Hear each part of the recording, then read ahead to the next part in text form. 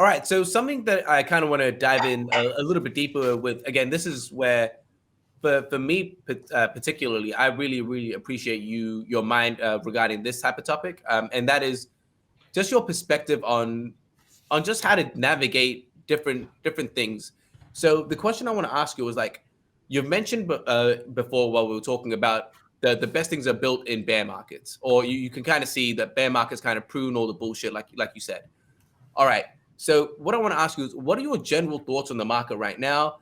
Obviously, I don't think an official recession has been announced, but it seems like it's going to happen. Like officially, it is going to be announced. We are in a recession. How do you think that's going to affect crypto? Because we haven't really, as far as I'm aware, we haven't really gone through a big recession like this, or the crypto space hasn't, especially not at this scale, because crypto is much bigger than it was in the past. And what do you actually? So, what are your general thoughts there? What are you doing during this time? Are you taking a lot of action? Are you being more patient and waiting for certain things, looking for certain things? Kind of talk to us about that. Yeah, look, I think it's sort of markets are very humbling. I think we're under a very new paradigm. You're right. Crypto has never gone through a global financial crisis, recession, and so it's important for people to realize. I mean, I think there's two answers to this question. One is a short-term one, and one is a long-term one. I don't believe that I have any particular edge or unique insight as it relates to what the near-term markets are going to do and what the Fed is going to do. I am observing certain things like food prices, which are up over 30% this year. I think the situation in Russia is unfortunate and has been a catalyst to a lot of the things that have been going on for quite a bit of time, i.e. the last 10 years of quantitative easing and modern monetary theory and printing of money, that at some point we knew there was going to be a day of reckoning. The challenge as an investor is that these things are going to happen. The problem is managing that risk and understanding when it's going to happen and preparing for that is something else. And so I think, in hindsight, it's like, well, yeah, like, what do you think was going to happen, right? Should have we rallied this hard after COVID?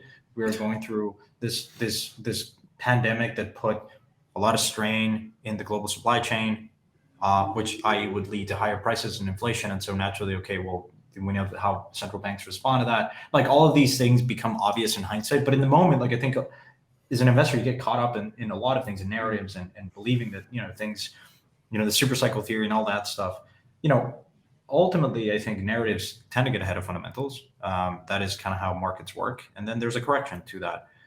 So the short-term answer is, I continue to believe that there's going to probably be more pain in the macro side. Macro looks pretty ugly. I think, NASDAQ's down 20%, 30%, the S&P's down 20%. Can we go further down? I very much believe so. And I'm preparing for that. Now, what does that mean for crypto? I think crypto, and I've been vocal about this, is just going to be is going to have a 2 beta on NASDAQ. It's just technology, right? It's not an uncorrelated asset class, guys. Anyone that has said that historically, it's like saying that house prices can't ever go down. It's like, well, no, actually look at the data of 1920s. There was a time where house prices went down. Just, you didn't bother to look at the data. Yeah. Now, of course, it's difficult for crypto because it's never been, this uncorrelated asset class has never been truly tested, right? Now, can it become an uncorrelated asset class? Absolutely. Is it hard money? I do believe so. Now, it's going to take time for that to prove out, and I think part of that is this moment, right, where you have a recession, and then there is maybe a possibility here where crypto really does decouple and Bitcoin does become this kind of non-sovereign store of value that people flock to. You're seeing kind of like early indications of that, like central banks, but like small ones, like gravitating towards Bitcoin.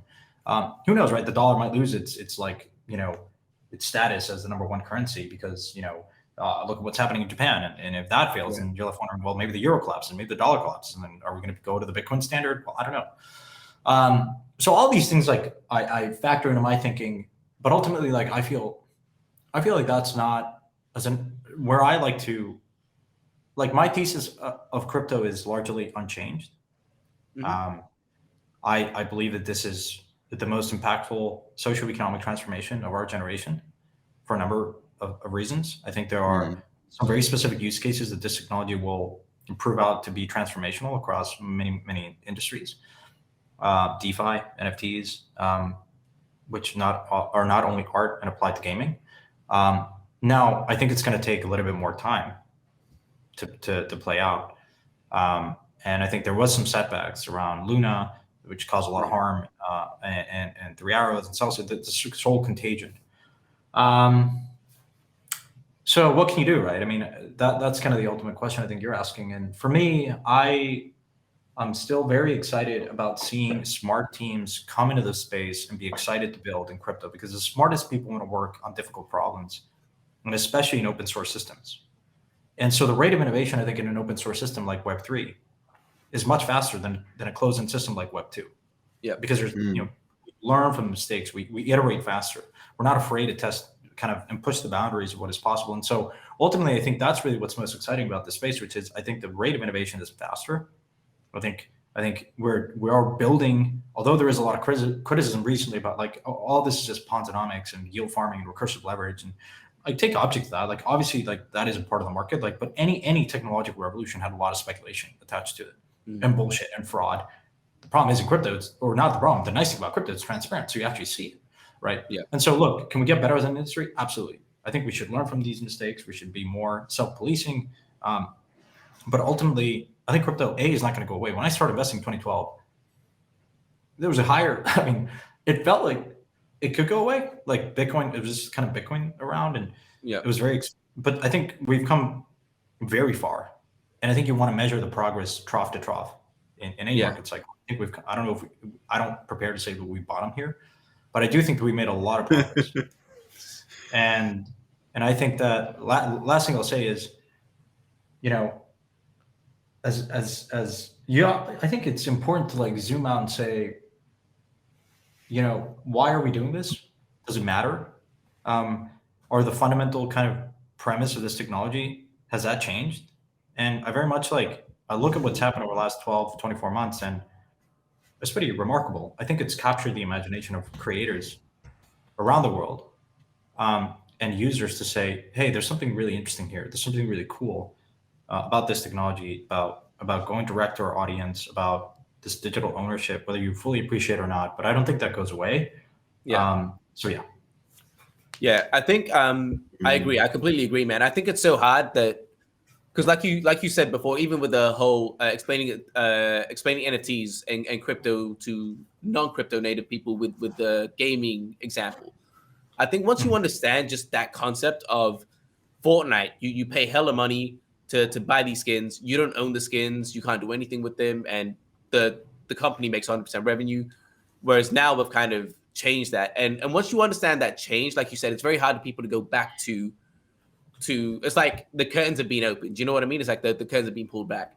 So I think once more and more people are like you've got myself that's come into this bull run, just a lot more people, and the more people we get in over time, I think it's very hard to, like you said, in 2012, maybe there was a possibility it could go away completely.